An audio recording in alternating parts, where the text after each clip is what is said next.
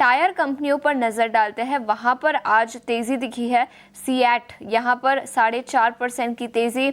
क्या राय होगी CEAT, in fact जेके tyre की बात करें तो यहाँ पर भी 1.5% तक की तेज़ी दिखी है। चंदन, सीएट 4% ऊपर, क्या राय होगी इस स्टॉक पर?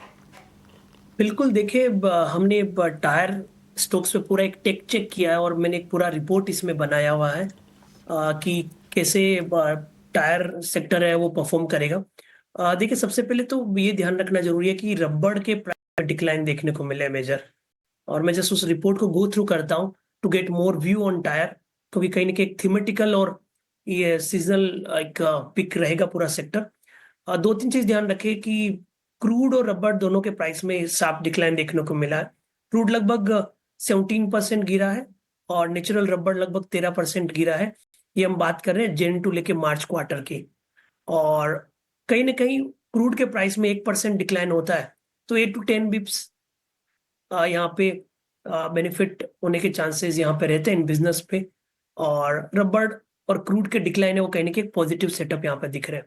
तो इसके चलते हमारा मानना है कि पूरा का पूरा टायर सेक्टर परफॉर्म करेगा, चाहे आप अपोलो टायर की बात करें या फिर आप सीएट की बात करें या फिर आप जेके टायर की बात करें या फिर एमआरएफ की बात करें। तो सबसे पहले मैं यहाँ पे अपोलो टायर पे स्टडी करना चाहूंगा कि अपोलो टायर ने वीकली चार्ट में 200 डे वीकली मूविंग एवरेज को होल्ड किया है।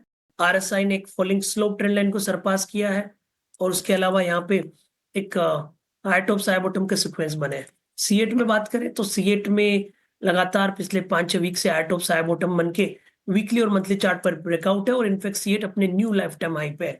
तो एक तरफ रबड़ का गिरना, दूसरी तरफ क्रूड का गिरना और इन पूरे सेक्टर में मोमेंटम क्लियर इंडिकेट करे आउट परफॉर्मेंस है।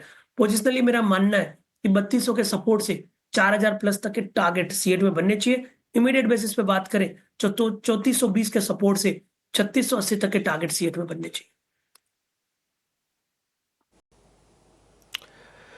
ठीक है जी, ये कुछ एक ट्रेड आपको मिल रहे हैं। इस बीच मैंने कुछ एक और शेयर्स भी निकाल रखे हैं चंदन सर के लिए एक्चुअली में, जहाँ पे आपको थोड़ा अनवाइंडिंग का प्रेशर दिख रहा है। वो अनवाइंडिंग का प्रेशर, जस्ट अ मिनट, हाँ, वो अनवाइंडिंग का प्रेशर आपको दिखेगा एक्साइड इंडस्ट्रीज़ पे भी, क्योंकि ऑटो एंसिलरीज की बात हो रही है अभी। और एक दिखेगा आपको टाटा एलेक्सी पर भी। एक बार टाटा एलेक्सी चेक करना सर, चंदन सर। काफ़ी एफर्ट्स करके ऊपर आया था लेकिन आज हल्की अनवाइंडिंग है इसके अंदर। बहुत गंभीर तो नहीं है बट हाँ फिर भी है। आप देखिए, टाटा एलेक्सी की बात करें तो यहाँ पे एक रेंज बाउंड बायस है। पूरा मार्केट नहीं चल रहा है इसलिए यहाँ पे थोड़ा सा हर्डल देखने को मिला है।